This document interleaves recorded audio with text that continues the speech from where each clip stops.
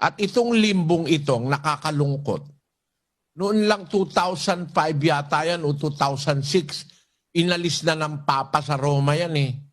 Napatunayan ng Papa sa Roma, nakalukuhan yung limbo na yan. Yung Papa Benedicto XVI, sa Katoliko, kaya binibinyagan ng bata, nagbabayad kang magpabinyag ng bata para wag po pumunta sa limbo, sabi ng Katoliko. Pag hindi raw nabinyagan ng bata, hindi raw makakapasok sa langit, mapupunta sa limbo. Unang-una, marami talagang high priest na nagkakamali o kulang sa kaalaman, noon pa man sa Old Testament yan.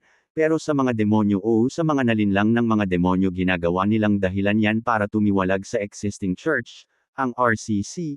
Pero labag sa turo ng Diyos, Jesus yan ang i-reject ang existing church na tinatag ng Diyos, Jesus o i-reject ang hinirang ng Diyos. Nakakahiya kayong mga demonyo kayo kay David.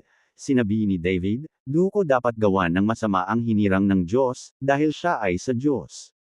Ang sinabi ni Pope Benedict ay haka-haka niya lang, at alam ng mga Katoliko na sumasalungat talaga ang mga gawa ni Pope Benedict sa RCC, kaya nga ata nag-resign siya, kasi sa pakiwari ng mga tao, yun ay graceful exit niya. Ang limbo di nakasulat sa Bible, tulad ng sinasabing rapture etc.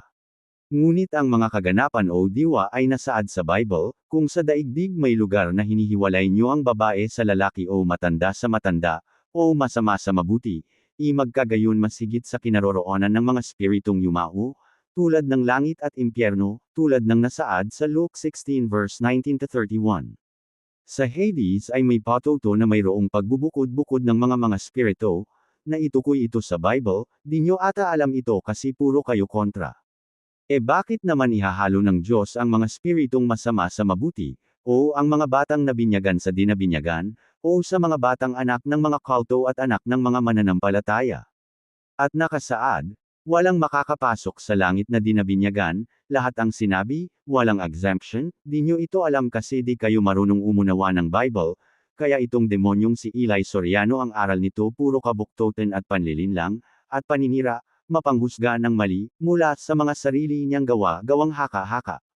Ang pari di nagpapabayad, ayon sa aral ni Jesus, sabi ni Jesus, ginawa o pinahintulutan kayo ni Moses dahil sa katigasan ng mga ulo niyo, dahil sa di na bumibigay ng tithes, dahil mula sa simulang di na buo ang binibigay na tithe, kaya nagpa siya ang mga pari na nagkaroon ng compulsory na pag-aambag, na kinukuha nila sa panahong may gagawing serbisyo, kasi hindi naman personal na nagtatagpo ang mga pari at mga mananampalataya, lalo na sa ambagan.